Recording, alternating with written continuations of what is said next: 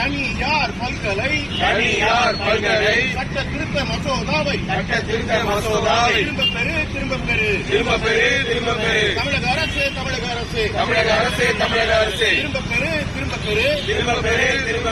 இடஒதுக்கீட்டுக்கு சாவுமணி அடிக்கும் தனியார் பல்கலை திருத்த சட்டத்தை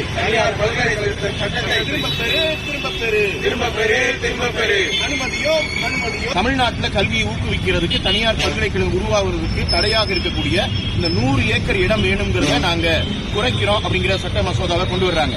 இது என்ன ஆகும்னா, இது தனியார் கல்லூரிகள் பல பல்கலைக்கழகங்களாக மாறுறதுக்கு வாய்ப்பு அமையும். அப்படின்னா என்ன அர்த்தம்னா, தனியார் பல்கலைக்கழகங்கள் இதுவரைக்கும் இருக்கக்கூடிய தனியார் பல்கலைக்கழகங்கள்ல இடஒதுக்கீடு முறையாக பின்பற்றப்படுவதில்லை. எந்த பல்கலைக்கழகமும் சவால் விட்டு சொல்லலாம், நாங்கள் இடஒதுக்கீட்டை பின்பற்றித்தான் அப்பாயின்மெண்ட் போடுறோம்னு எந்த தனியார் பல்கலைக்கழகமும் சொல்ல முடியாது. அப்ப விதிகளை மீறுது.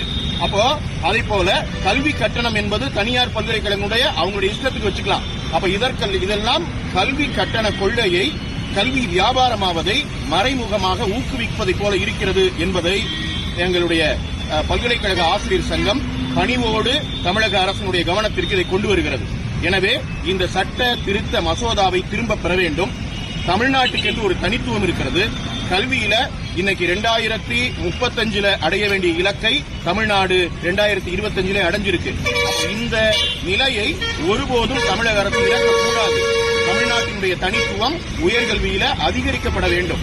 அது அரசினுடைய தலையீடு அதிகரிக்கப்பட வேண்டும், அரசினுடைய நிதி ஒதுக்கீடு அதிகரிக்கப்பட வேண்டும் என்று கோரிக்கை இருக்கக்கூடிய இந்த காலத்தில் தனியார் பல்கலைக்கழகங்களுக்கு வாசல் திறந்து விடுவது என்பது ஏற்க முடியாத ஒன்று. ஏற்கனவே சில ஆண்டுகளுக்கு முன்பு கோவையில PSG கல்லூரியும் மதுரையில தியாகராஜா கல்லூரியும் தனியார் பல்கலைக்கழகமாக மாறுவதற்கு எடுத்த முயற்சிகளை பல்வேறு தரப்பினர் போராடி அந்த முயற்சிகளை முறியடித்திருக்கிறார்கள்.